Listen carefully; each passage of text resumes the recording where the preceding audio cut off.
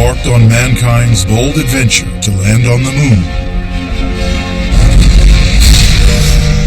The world's hopes and dreams hung on the actions of its three-man crew, especially Commander Neil Armstrong. With the skills that had made him one of America's finest aviators, Armstrong marked his place in history with these famous words. That's one small step for man, one giant leap for mankind. But what was it that had brought him to this historic moment? Armstrong had climbed to the pinnacle of his profession. Tested in combat in the skies over Korea. Reaching to the limit of the atmosphere as an elite test pilot. And on into space, where his cool head saved lives. And finally, accepting a lifelong mantle of fame that didn't always sit well with him. We ask a lot of our heroes. We put a burden on them, put a burden on Neil Armstrong that he didn't enjoy. So who was Neil Armstrong? His story now told by those who lived, loved, and worked with the first man on the moon. Up next on Nova.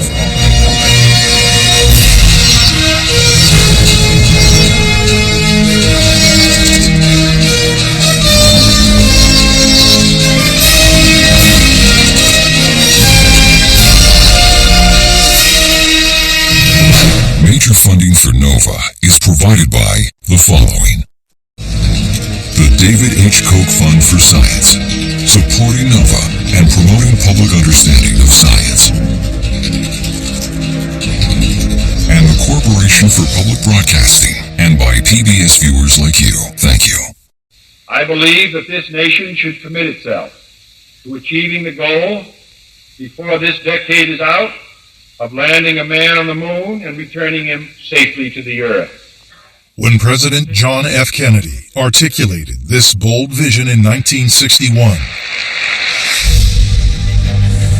he pinned American technological supremacy and national pride on winning a race to the moon.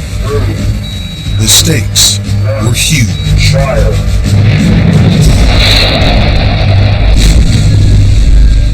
It staggers the imagination, frankly, and there were plenty of people, even within NASA, who thought that Kennedy had lost his sanity.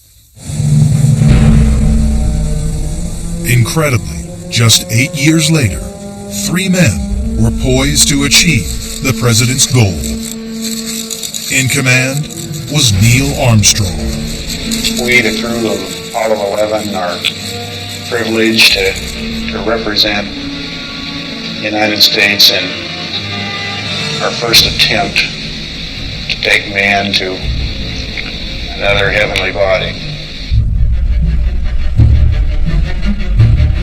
At 38 years old, Armstrong was at the pinnacle of an impressive flying career.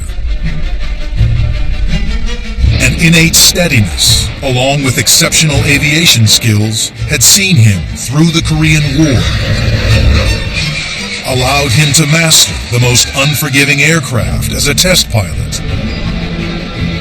and brought a crippled spacecraft safely back to Earth. Now, his ability as a pilot would be put to the ultimate test, attempting a landing on the moon. As the world held its breath, and with only seconds of fuel remaining, Neil Armstrong guided his fragile craft towards the surface of an alien world. He was about to complete a journey that for him had begun more than 30 years before, when he had first taken flight as a young boy.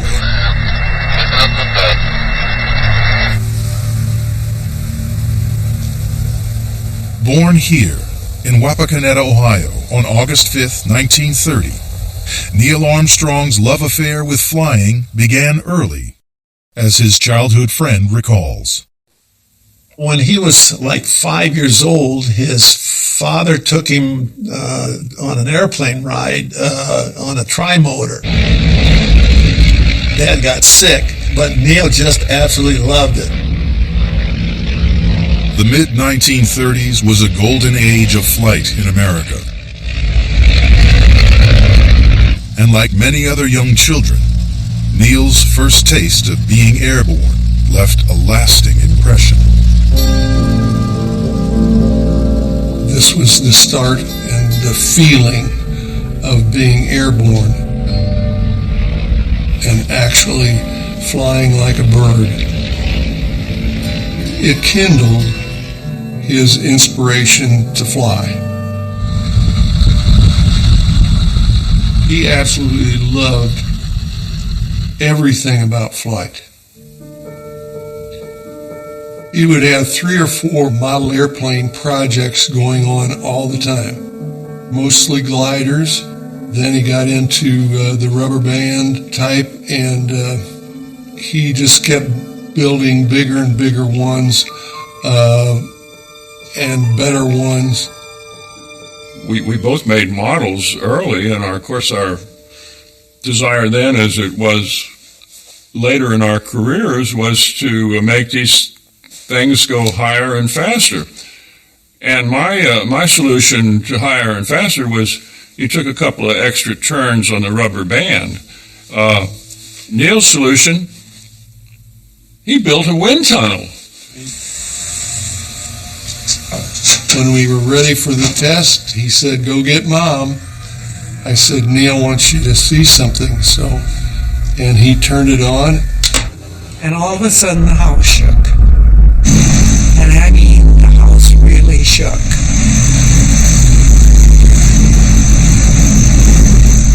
How many kids could build a wind tunnel in their basement? Not any that I know, except Neil.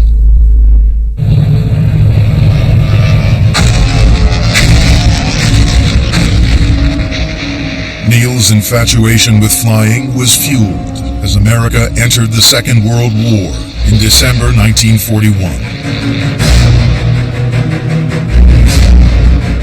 He devoured the daring exploits of Allied pilots portrayed in popular wartime magazines.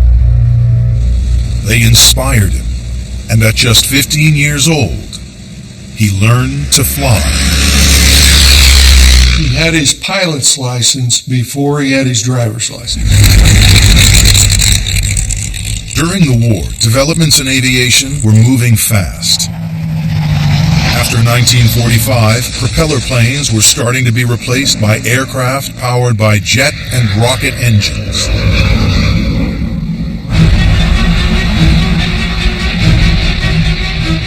Then came an event that shook the aviation world.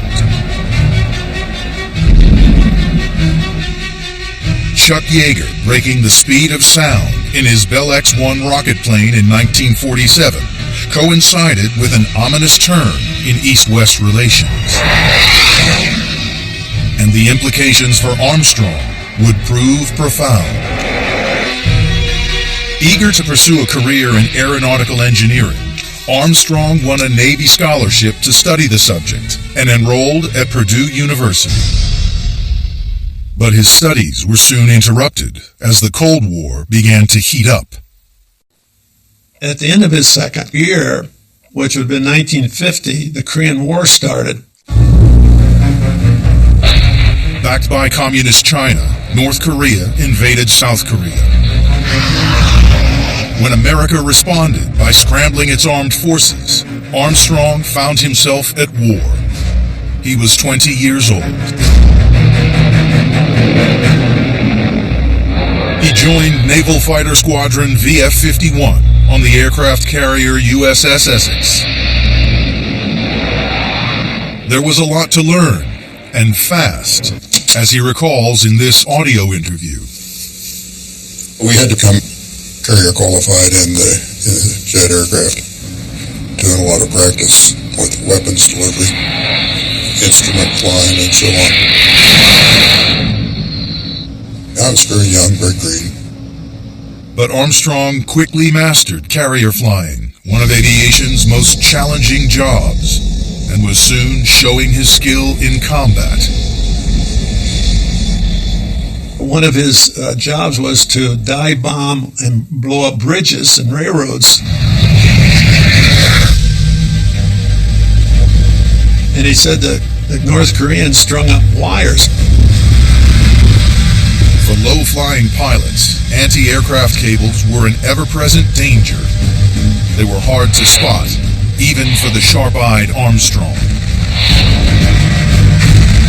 I actually ran through a cable, an aircraft cable, and knocked off about 6 or 8 feet of my right wing. Battling to keep control, Armstrong needed to think fast and react quickly. As long as he could keep a certain speed, he could stay up, but as soon as it slowed down, the plane would drop. And so he knew that he could not land on the aircraft carrier. He'd have to bail out. This close shave revealed Armstrong's uncanny ability to always remain calm under pressure. He never showed any fear or anything involving his close calls. He really loved what he was doing. It was a very meaningful time for him. The Korean War sharpened the skills of many young pilots, including Armstrong. He'd flown 78 missions by the age of 22. He returned to Purdue in 1952, where he received his degree and found a wife. Well, I met him at Purdue. He told someone that I was the one he was going to marry, but he never asked me out until he had graduated. We were married in January 1956, and after that, in May, we went up to the desert. Here at Edwards Air Force Base in California, Armstrong would become a test pilot. Edwards was the mecca for America's elite aviators. But the work wasn't for the faint-hearted.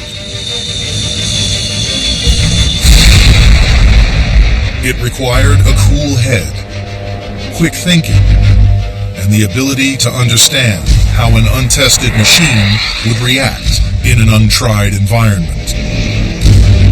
Honing these skills would make test pilots top contenders for future space missions, and Armstrong was no exception. We were out at the edges of the flight envelope all the time, testing limits. If memory serves, there were 17 aircraft, pretty much all different. A lot of ex-airplanes and fighters, and a B-47 and a couple of E-29s, and all kinds of exotic aircraft. And as they became more confident of my abilities, they gave me more and more jobs. And I did a lot of different test programs in those days. The kinds of flying that he did at Edwards really put him in the elite top of the test flying fraternity. But one machine at Edwards pushed Armstrong higher and faster than any other. The X-15. The X-15 was literally crossing the boundary from aviation into spaceflight. And it was an incredibly demanding vehicle to fly. Half plane, half spacecraft, the rocket-powered X-15 was the cutting edge of aviation technology. It flew at hypersonic speeds, more than 6 times faster than sound, soaring over 50 miles in altitude. It still holds the record of the fastest plane ever flown. Well, the X-15 was absolutely the top of the line. It was a whole supersonic zone above the rest of us, and therefore all the people who flew the X-15 were held in the highest regard by the rest of us peasants. And Neil, of course, was one of that group. That was a very exciting program. Challenging goals. I think it was certainly one of the memorable parts of my life. one flight almost got the better of him.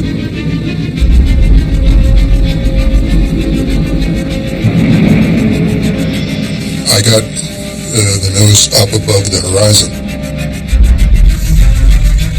and I found I was actually, skipping outside the atmosphere where I had no aerodynamic controls. Soaring out of the atmosphere at almost a mile a second, Armstrong was unable to keep control. What I couldn't do is get back down in the atmosphere. I pulled over and pulled down, but it wasn't going down because there was no air to bite into. So I just had to wait until I got back in with enough air to have aerodynamic control and some lift on the wing, and immediately started making a turn back. He's the essence of the engineering test pilot, and what that carries with it is an intensity of focus like you can't imagine.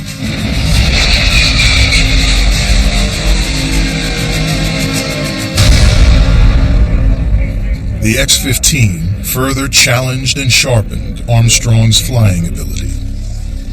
But his young family also faced challenges at Edwards. It was totally different, foreign to anything I'd ever known in my life. That's where we lived when Rick was born. And then, shortly thereafter, Karen. In 1961, age 2, Karen fell seriously ill. Karen was a precious thing, and she developed a tumor in her brain, and we could not save her.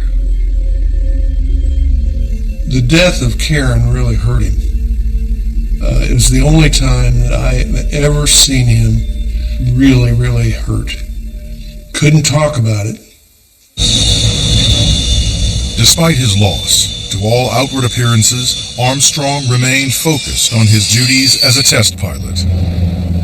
But beyond the skies at Edwards, the space race was on.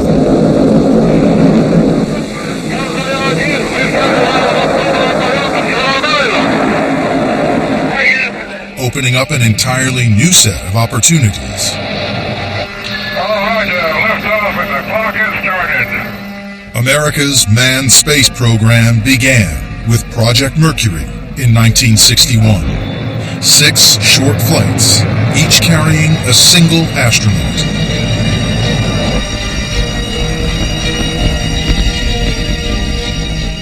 But to meet President Kennedy's challenge of landing a man on the moon by the end of the decade, NASA would require more astronauts. When NASA was looking, Neil Armstrong was at the top of their list because he'd had all of that flight test experience at Edwards, and that just made him incredibly attractive to the astronaut selection group. Curiously, the Milwaukee Journal gave me a call, and they said, "I understand your brother is one of the newest astronauts." I think I was speechless.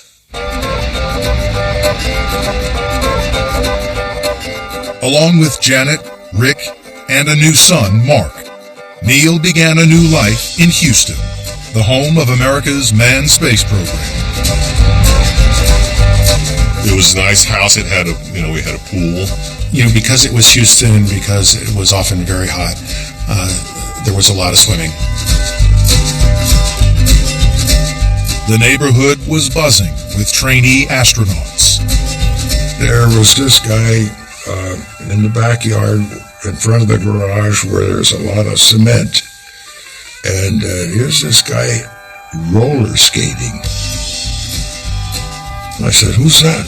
They said, "Oh, that's Neil Armstrong."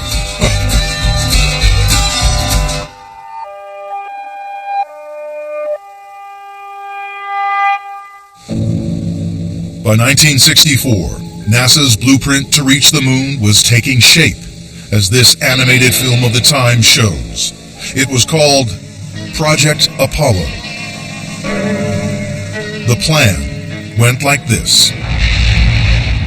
Guzzling 15 tons of fuel a second at launch, the giant Saturn V rocket would send the Apollo spacecraft, both the command and lunar module, into space. After about 69 hours, they go into orbit around the moon. Once there, the spacecraft undock, the command module remains in orbit, while the lunar module attempts the landing. After exploring the surface, the two astronauts rejoin their companion in lunar orbit. Finally, they leave lunar orbit and make the trip back to Earth, and the mission ends with the command module re-entering the Earth's atmosphere and splashing down in the Pacific. It looked great on paper, but could it work? Finding out was the task of Project Gemini. The demands of a lunar mission were so great. You had to learn how to rendezvous in space. You had to keep people happy and healthy for up to 2 weeks in space. They had to be able to work in the vacuum of space, in a spacesuit, a pressurized suit. I feel like $1 million. Not back to you. So Gemini was really the way that NASA could learn to master these complexities in the relative safety of low Earth orbit. Armstrong's first spaceflight was Gemini 8 in 1966, a daring mission to attempt the first docking in space with an unmanned spacecraft called Agena. His co-pilot was Dave Scott. Well, yes, I mean, the whole program depended on docking. Docking had to be proven, or we couldn't go to the moon. So it was a critical mission, yeah. Squeezed into their tight-fitting Gemini capsule, the pair prepared for launch. Neither of them knew what lay in store. 3, 2, 1, 0. And we have a liftoff in 3 seconds. 3 seconds. Neil Armstrong reports the clock has started. Roll program is in. Armstrong says. Well, in our homes during flight, we had air-to-ground communications. We called them the squawk box because it squawked all the time. When they talked air-to-ground, you could update yourself. They started out just great. Okay, we've got a visual on the Agena at 76 miles. Roger, understand. Visual, Agena 76 miles. Their docking target, the Agena rocket, had been launched earlier that day. And that's great. And As Armstrong and Scott passed into the night side of the Earth, they prepared for docking. Okay, Gemini 8, you're looking good on the ground. Go ahead and dock.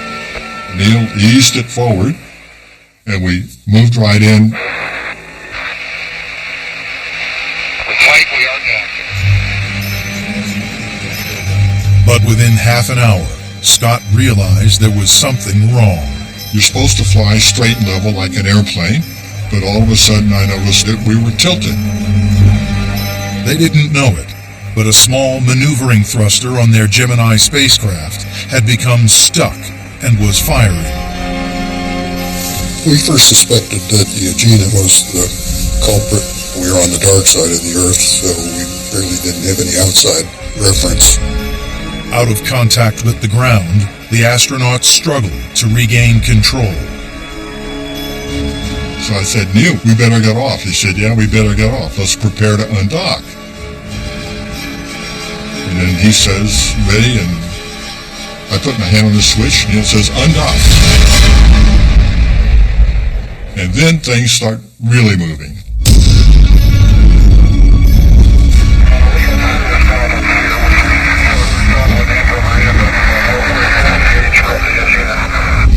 Then we go into a very rapid roll, which was almost a tumble. And at that point we realized that it wasn't the Agena, it must be the Gemini. They were spinning at maybe a revolution per second. At home, a photographer from Life magazine captured Janet as she listened to the unfolding drama. And there was a very strong concern that they would black out. And that would be it. It would be over. And then NASA cut the squawk box. I didn't like that. So I went over to NASA and I was refused entry.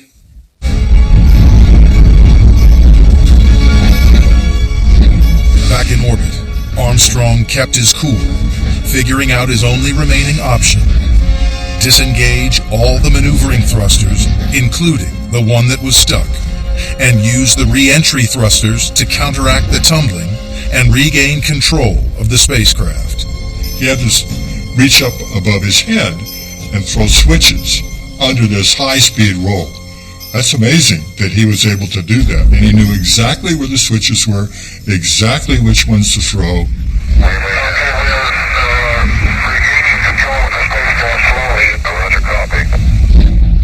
I mean, the guy was brilliant. He knew the system so well that he found a solution. He activated a solution under extreme circumstances. And I gotta say, it was my lucky day to be flying with Mr. Neil Armstrong.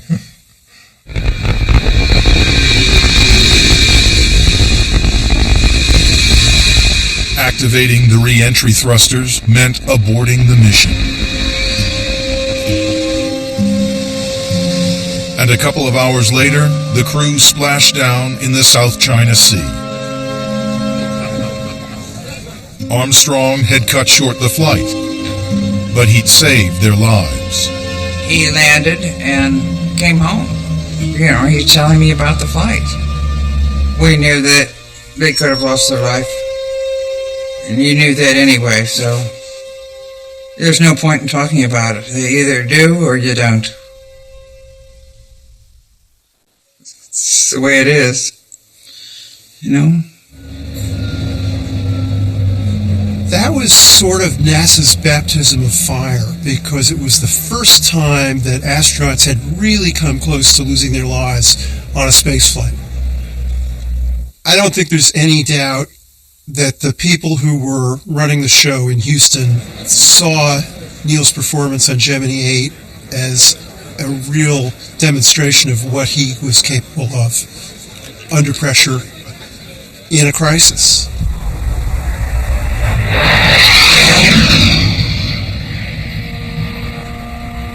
The full risks of the space program hit home less than a year later, in January 1967, when the Apollo 1 spacecraft caught fire on the pad, killing its three-man crew, Gus Grissom, Ed White, and Roger Chaffee. Armstrong found himself burying his friends. Everybody's attitude that I knew was, this is a real disaster. But we go on, because we know Gus and Ed and Roger would want us to go on, would want us to stop.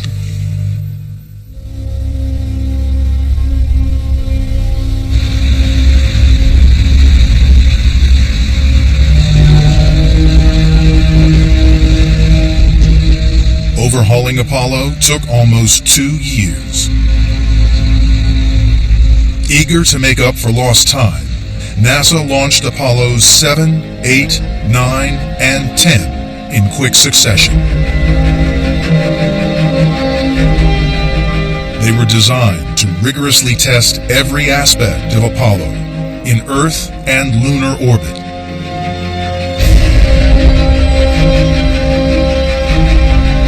Armstrong's next trip into space hinged on the success of these missions. NASA's flight roster called for him to be backup commander of Apollo 8 in December 1968, and it placed him in line to command Apollo 11. As it turned out, this would be the first mission to attempt a landing on the moon. Nobody thought that all those preliminary flights would go as perfectly as they did. And nobody would have predicted that you would arrive at July 1969 and Apollo 11 would actually be the first attempt to land on the moon. Joining Armstrong was Command Module pilot Mike Collins. Lunar Module pilot Buzz Aldrin would attempt the landing with Neil. If all went well, Commander Armstrong would be first out on the moon. But in characteristic fashion, he played it down. Neil's attitude is, I'm not going to be number one on the moon. What I saw in his attitude was, I'm training to be the first one to attempt the landing on the moon. Landing on the moon would be unlike anything anyone had experienced. To get a feel of flying in lunar gravity, Armstrong practiced in this, the Lunar Landing Research Vehicle, affectionately called the Flying Bedstead. It was not the most stable flying machine that you could ever step into. If you tilted too far over, or if something happened to the rocket engines, you'd fall out of the sky and you'd be dead.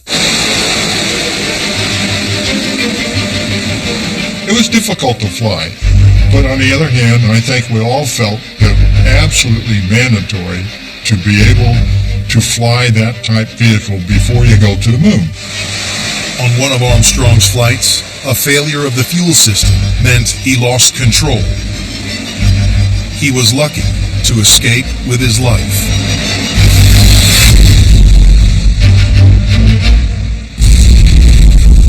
But he brushed it off as if nothing had happened. And that was so classic Neil Armstrong that he wasn't going to let that get in the way of the rest of his day. There was work to do, and he did it. Cape Kennedy, Florida.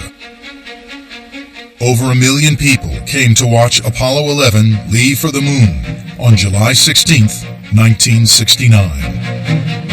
Among them was Armstrong's childhood friend. The day before the launch, we had a tour of the facilities there at Cape Kennedy, and we stood in front of the rocket while my wife took our picture, and we shook our hands, and we said congratulations that we finally got Neil on a good job at last, and we gave him a salute. We didn't say goodbye. It was more like good luck, and he leaned over and gave me a little peck on the cheek. Just a little bitty kiss. And then he turned around and was gone. Launch Operations Manager Paul Valley wished the crew on the launch team's behalf good luck and Godspeed. Neil Armstrong reported back when he received the good wishes. Thank you very much. We know it will be a good flight. Actually, my wife took the movies. I was taking 35 millimeters shots. Liftoff. We have a liftoff. 32 minutes past the hour. Liftoff on Apollo 11. You feel it. Your body feels it inside. It shakes in a way that nothing else does. The Armstrong reporting that roll. I kept saying, go Neil, go Neil, go Neil, go Neil, go Neil.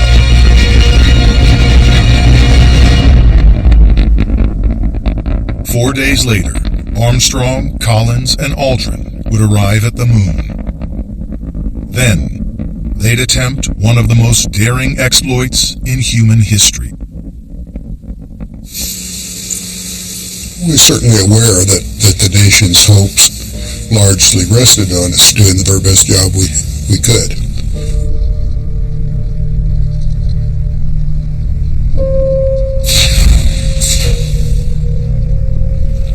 Armstrong and Aldrin within the land that will be their home for the next 30 hours or so. As they descended towards the surface in the lunar module, the Eagle, the world held its breath, as did Mike Collins orbiting above in Columbia, the command module. I figured that our chances of 100% success were about 50-50. There were just so many things that could go wrong. Collins was soon proved right. We lost data with Eagle. As they went around the moon, the bottom fell out. We started having communication problems, had data drop out. Eagle Plymouth. I'm reading you loud and scratchy. Neil's not coming through too well on his box. Then, Eagle's computer began to raise a series of alarms. With so many computations to make, it had become overloaded. The danger wasn't the big worry, really. It was the complexity. I mean, nobody had ever tried a manned rocket landing before. Neither of us knew what 1202 meant. We knew where we could find the answer, but it was in a document about that thick, and you'd have to leaf through it. And here we are halfway down, landing on the moon. But there's a bunch of guys back on Earth. They can look it up. In mission control, the team found an answer in 23 seconds. Ignore the alarm. It's a computer glitch caused by overloading. We're going that way. We're going that left. We're going that alarm. Capcom, we're go for landing. Houston, you're go for landing, over. Now, just 3,000 feet above the surface, everything hinged on the skill of one man. Oh, I was in my bedroom. We were tracking it on a map as they pointed out verbally where they were. Low on fuel, Armstrong still needed a safe place to land. It was a fairly steep slope, and it was covered with very big rocks, and it just wasn't a good place to land. Old Neil took over, and he was focused on doing a landing. That was his one opportunity in a lifetime to make a landing on the moon. I wanted to make it as easy for myself as I could. There's a lot of concern about coming close to running out of fuel. 30 seconds. 30 seconds. Only 30 seconds of fuel remained. Everything depended on Armstrong. Not that right. Okay, engine stop. We've got shut down. We copy you down, Eagle. I just jumped up and down and screamed and cried and yelled and everything. Tranquility Base here. The Eagle has landed. I was in orbit, of course, when they landed. I gave a little sigh of relief. For Armstrong, this was the culmination of a career that had constantly pushed his flying skills and his nerve to the limit. It's almost as if you were going to design the career of somebody who was going to do the first landing on the moon. I can't imagine how you would put together a better mix of experiences than the ones Neil Armstrong had. With the astronauts safely down, press attention turned to their wives. From Janet, everyone wanted to know what Neil would say when he first stepped outside. Do you have any inkling what he's going to say? He wouldn't tell us when he steps out on the moon. No, I have no idea what he's going to say, but whatever he says, I'm sure it will be worthwhile. Any more flight, bud? No, hold it just a minute. Okay. But Armstrong had given it some thought before, as his brother Dean remembers. Before he went to the Cape, he invited me down to be with him and spend a little time with him. He said, well, why don't you and I, when the boys go to bed, why don't we play a game of Risk? I said, well, I'd enjoy that. We started playing Risk. And then he slipped me a piece of paper and said, read that. And I did. And on that piece of paper, there was, that's one small step for man, one giant leap for mankind. He says, what do you think about that? I said, fabulous. People have had so many different versions of when and how Neil thought up those words. That's one small step for a man. Okay. What he said when he came back from the flight was that he had given some thought to it before the mission, but he didn't decide what to say until he and Buzz were on the surface of the moon in the lunar module before they got suited up to go outside. I'm going to pull it down.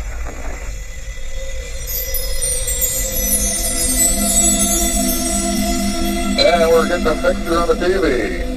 It was somewhat difficult to see.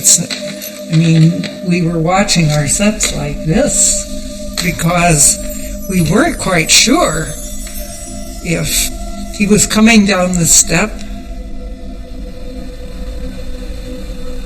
Yeah, I'm going to step off the lamb now.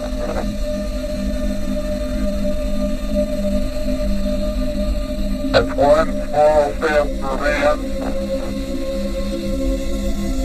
one giant leap for mankind. Perfect. It was pure Neil. I was pretty close to him when he said that. There you go. He was really surprising in how he would say just the right thing at the right time.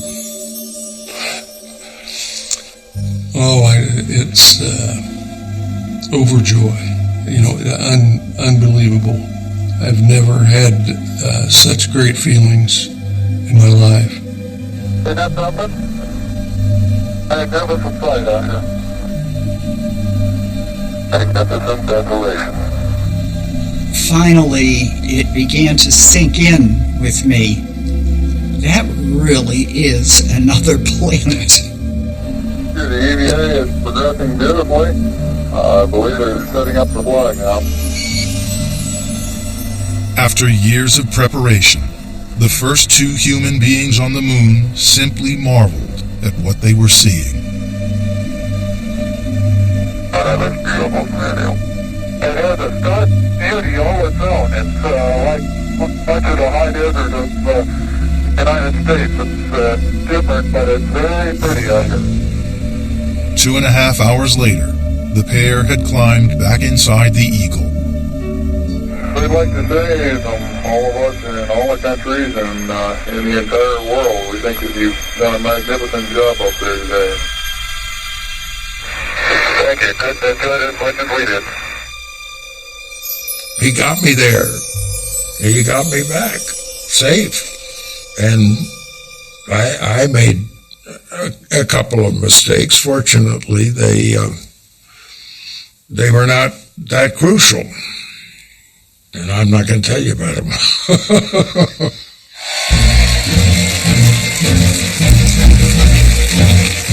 A brief period in quarantine would be the crew's only respite before madness erupted. Armstrong, an aeronautical engineer and test pilot from small-town America, was suddenly a celebrity.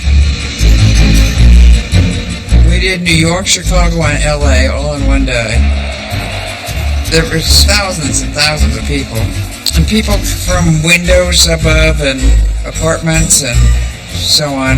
It was fabulous. It was like nothing I'd ever seen before in my life or ever had done before in my life. The schedule was punishing, with the astronauts placed in the role of international ambassadors. With their wives, they visited 23 countries in just 45 days. Their mission now was to shake hands with the world, and everyone was eager to meet the first man on the moon. We went to each country, and it would be, of course, a huge welcome at the airport, which called for a speech, a huge luncheon or something, which called for a speech, and then there would be the major state dinner, which called for a speech.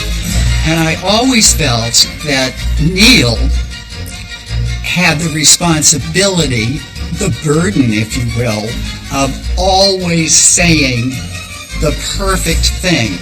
He was the star, but I have to say he had a pretty darn good supporting cast. This was the beginning. This is the beginning of it all. But there was nothing you could do. I mean, these people were just happy to see you. One of the other Apollo astronauts told me that when it comes to fame, it's like they're all a college football team, and Neil is the only guy in the NFL. I mean, he was on another plane.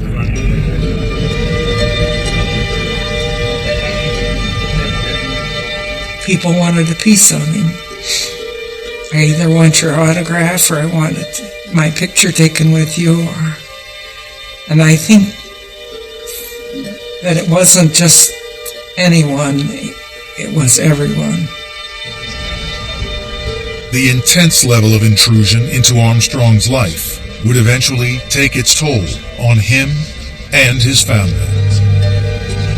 To be out to dinner and sort of minding your own business, and to have people coming out, looking at you going, that's who that is, and coming over and, may I have your autograph, please?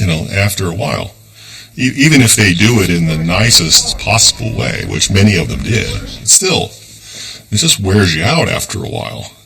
And he really didn't know what he wanted to do. Also, that was a problem. What am I going to do now? In 1971, Armstrong resigned from NASA.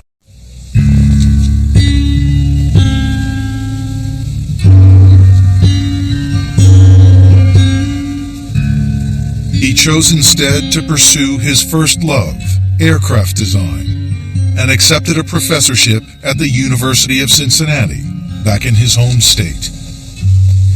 Well, we were looking for a place to live, and he wanted to live out in the country. I guess he wanted to escape people. He wanted privacy. The Armstrongs bought this secluded farm in Ohio.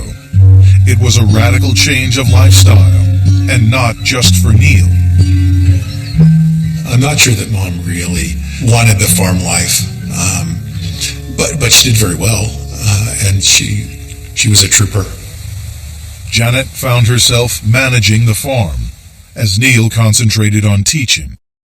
But escaping his fame was never going to be easy. Whenever Neil Armstrong came onto the campus, there were a number of rather interesting reactions. Well, the first day was rather chaotic. As class was letting out, the media was massed outside the classroom, and he did in fact push the students out of the classroom and then quickly closed the door with himself inside the classroom. Eventually, behind the closed doors of academia, Armstrong found refuge from the constant public spotlight. I began to think of him as simply Neil, not as Neil Armstrong, first man on the moon. I just thought of him as Neil. But outside the university, the burden of celebrity still sat uncomfortably with him. He was given the credit, and he didn't think he deserved it all.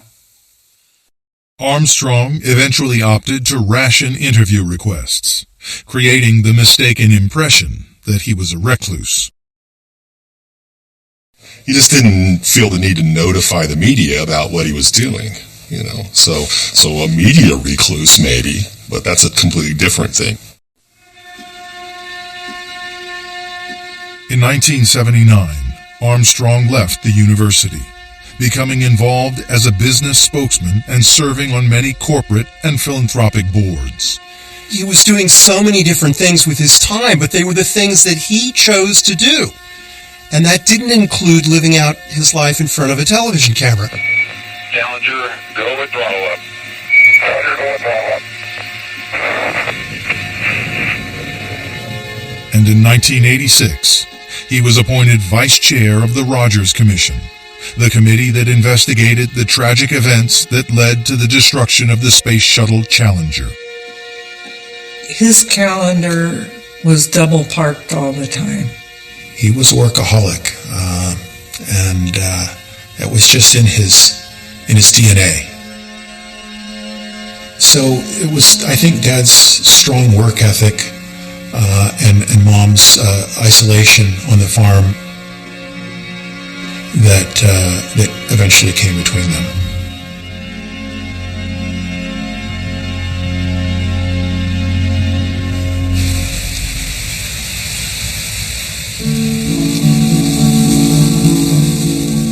Janet and Neil separated in 1990, divorcing 4 years later. I just think it sort of opened his eyes a little bit and made him aware that he didn't have to work all the time. And that was very good for him. It put him in a great position to meet other people. All the men have certainly, as we say quietly, mellowed so that they're more relaxed, they're more ready to just spend time doing something just for fun. Dr. Neil Armstrong, ladies and gentlemen.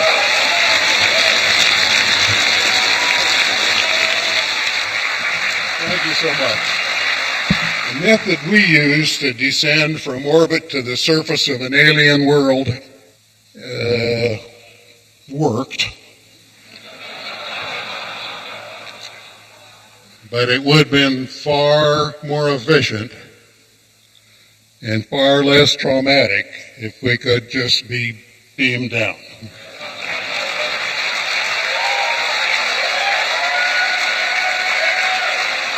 But Armstrong was far less sanguine about the direction the real space program was taking, and testified before Congress in 2010.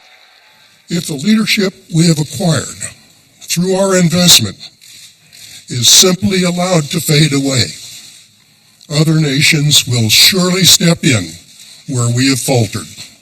I saw in him and in the other Apollo astronauts a frustration that here we are in the second decade of the 21st century and we're still confined to those first couple of 100 miles above the Earth.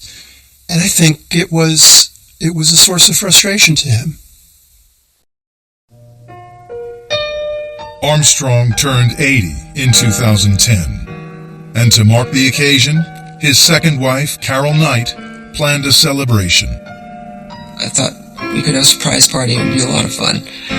And I had about 250 people on a list. I think he was surprised. He put on a good act if he wasn't.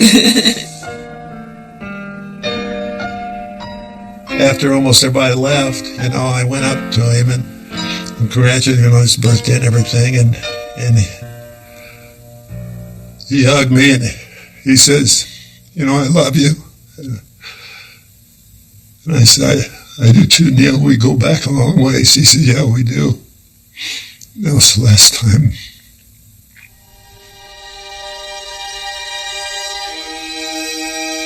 On the 7th of August, 2012, Neil Armstrong was admitted to the hospital for heart surgery. He remained there until his death on August 25th. If there's a legacy, I think he may have left it already. He very much wanted the exploration of space to be an accomplishment that was important for this planet and everyone on it. His inspiration to the generations that will follow is incalculable, I believe. It's overwhelming to think about how much has come from that inspiration. If there was something that he could pass along to future generations, I think it would be the conviction to do the right thing. I mean, he went to the moon. He risked his life for the nation, and that would be reason enough to call Neil Armstrong a hero. But for me, the thing that really stands out is how he handled this role that fate gave him of being a world icon. One thing, he was true to himself. He was the man that you saw. That was him.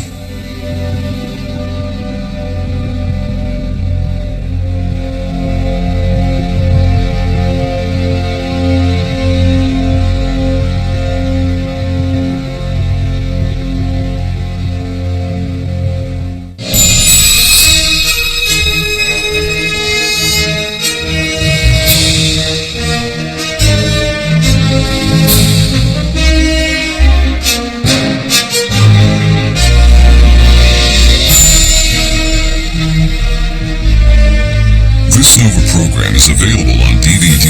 To order, visit shoppbs.org or call 1-800-PLAY-PBS. Nova is also available for download on iTunes.